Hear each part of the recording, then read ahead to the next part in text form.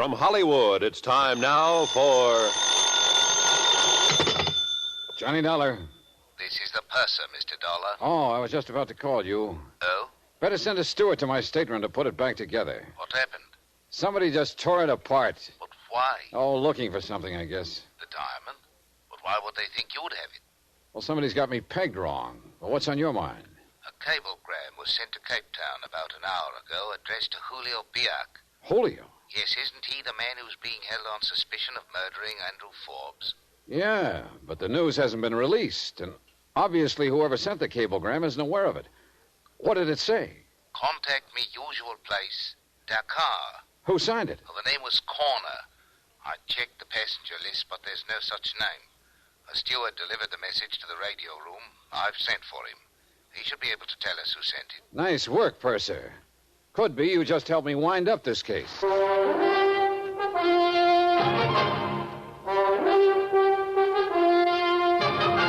Tonight and every weekday night, Bob Bailey in the transcribed adventures of the man with the action-packed expense account, America's fabulous freelance insurance investigator. Yours truly, Johnny Dollar.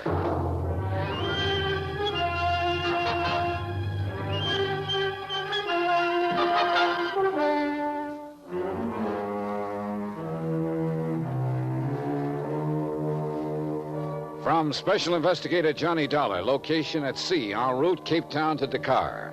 To the Home Office, Tri-Eastern Indemnity Associates. Assignment, the Star of Cape Town matter. Expense account continued. Item 10, $10. A token of appreciation to the purser for furnishing me the one good lead I've had in this deal. A cablegram to Julio Biak, who is being held in Cape Town right now as Andrew Forbes' probable killer. But Forbes' diamond, the Star of Cape Town, $150,000 worth, was still missing.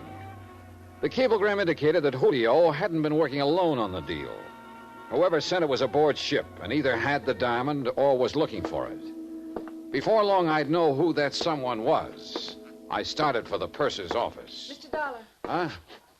Oh, Helen. I'd like to talk to you. Oh, no, that's a switch. What do you mean? Ever since I got aboard this ship, I've been trying to talk to you, but you weren't having any. I don't know what this is all about, but you've gone too far, Mr. Dollar. Come again? Don't try to pretend. When I found my room all torn up just now, I realized... Oh, hey, wait a minute. Your room's been torn up, too? What do you mean by two? Mine got the same treatment a while ago. I don't understand. I thought it was you who... Look, Helen, I think you and I had better have a little talk right now. I steered her to the bar. Expense account item 11, $5, drinks. I still couldn't figure out which team she was playing on, but I had to find out. And this was the best way I could think of. May I have a cigarette, please? Oh, sure. Here. Thanks. I've been so confused, Mr. Dollar. Johnny. Johnny.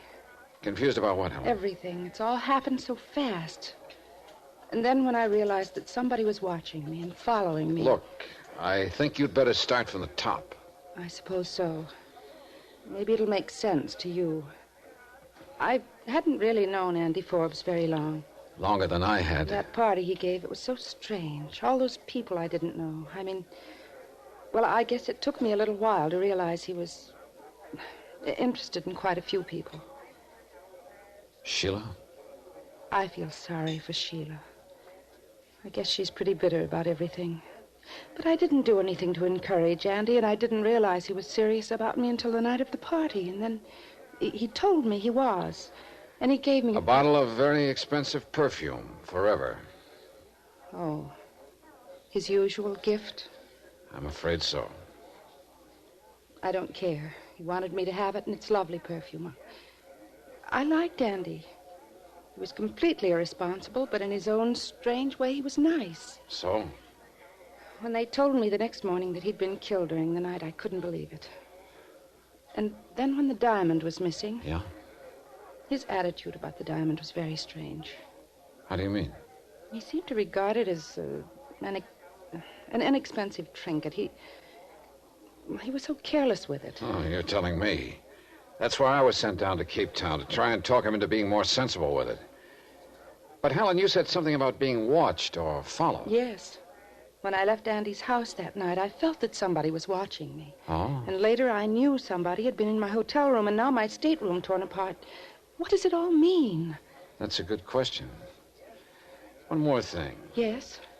You decided to make this trip rather suddenly, didn't you? I wanted to get away from Cape Town. Miss Forbes was kind enough to offer me a job as her traveling companion for the trip, so I took it.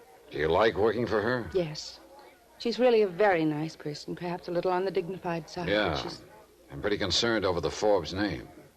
Wouldn't you be, after all that's happened? Maybe.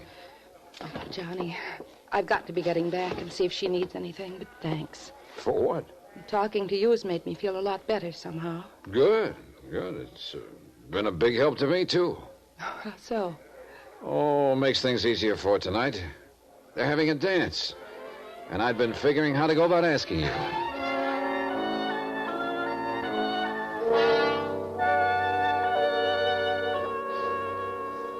No, dear, there isn't a thing I need at the moment. Then if you don't mind, I'll go to my stateroom and change. Of course, Helen. See you tonight, Johnny. Right. Well, you two seem to be getting along pretty well now. Yeah, I guess so. I'm glad. I'm sure you realize by now that Helen couldn't possibly be involved in the murder or the diamond theft. I hope not. You are a very suspicious man, Mr. Dollar. It's part of my job, Miss Forbes. I still don't have any idea who's got your brother's diamond. And if I don't find out before we get to Dakar tomorrow, the chances are I never will. I don't see how you can be so sure the Star of Cape Town is aboard this ship. I wasn't sure until today. That cablegram convinced me. Cablegram? Yeah, it was addressed to Julio Biak in Cape Town. Yeah. Isn't he the one who's under arrest back there? That's right. He was posing as a bartender at your brother's party. We think he's the killer. But apparently whoever sent him the cablegram was working with him and doesn't know he's been arrested. Well, I hope you can clear it up, Mr. Dollar, so that all this publicity will die down. It's been terribly trying. Yes, I imagine it has. I know Helen's felt the strain, too. She's been so nervous lately. Oh, If what? No, I was just thinking. If only Andrew had met someone like Helen sooner, perhaps none of this would have happened. Maybe not. Had I known she was coming to the party, I don't suppose I'd have tried to talk Andrew out of giving it. She's been the one bright ray in all of this. Oh, if only. But regrets are so futile.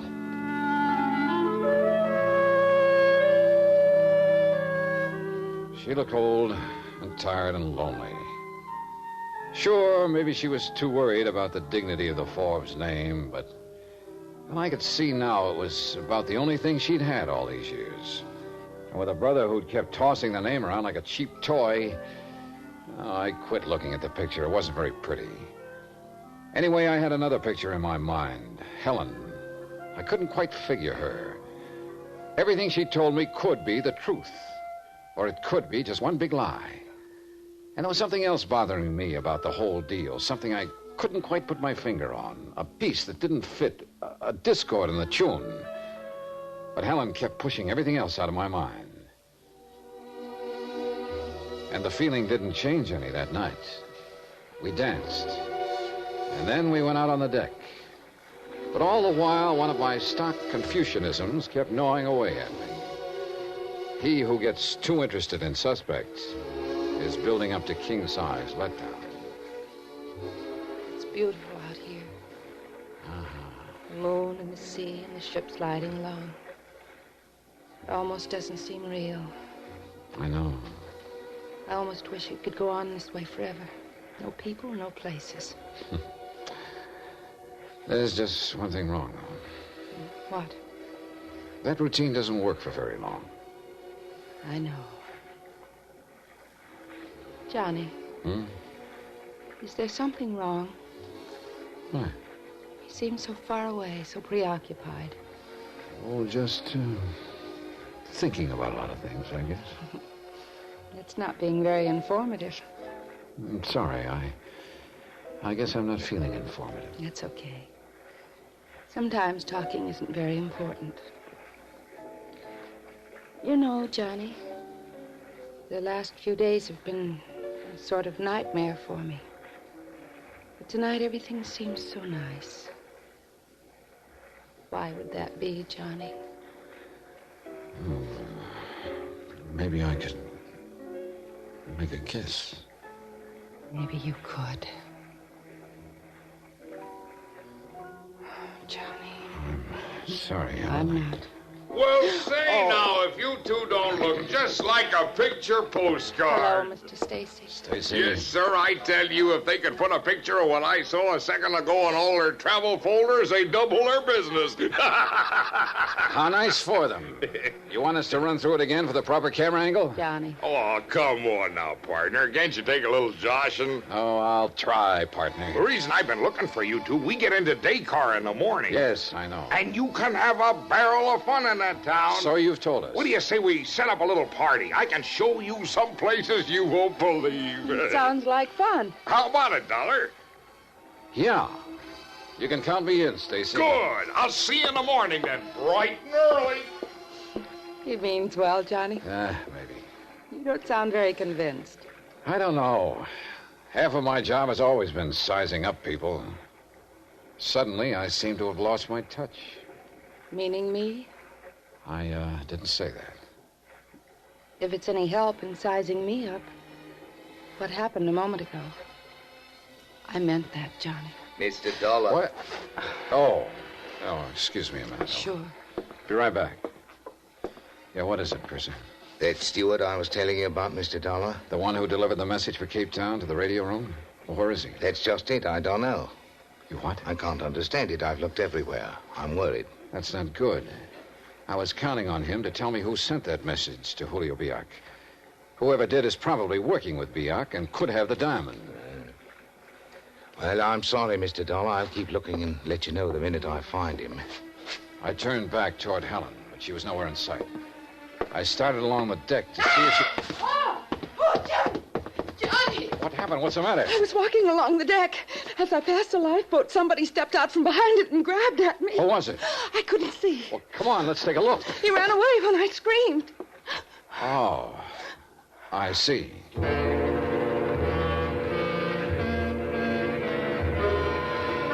So there I was again. Was she lying or telling the truth? I took her to her stateroom and told her to lock herself in for the night. Then I went back to deck and tried for the umpteenth time to put the pieces together. But I didn't have long.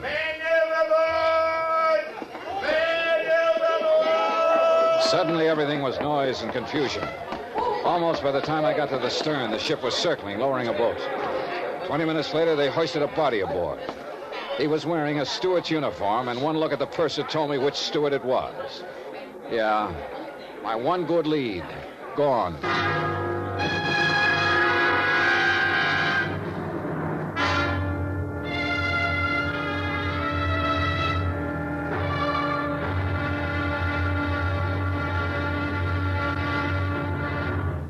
Now, here's our star to tell you about the final episode of this week's story. Tomorrow, I finally figure out the deal, only to find that my opponent is holding all the aces.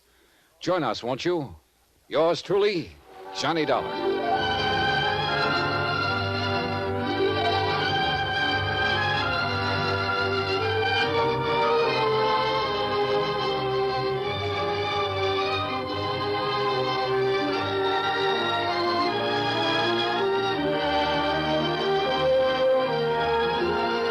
Yours truly, Johnny Dollar, starring Bob Bailey, is transcribed in Hollywood. Written by Robert Reif, it is produced and directed by Jack Johnstone. Be sure to join us tomorrow night, same time and station, for the next exciting episode of Yours truly, Johnny Dollar. Roy Rowan speaking.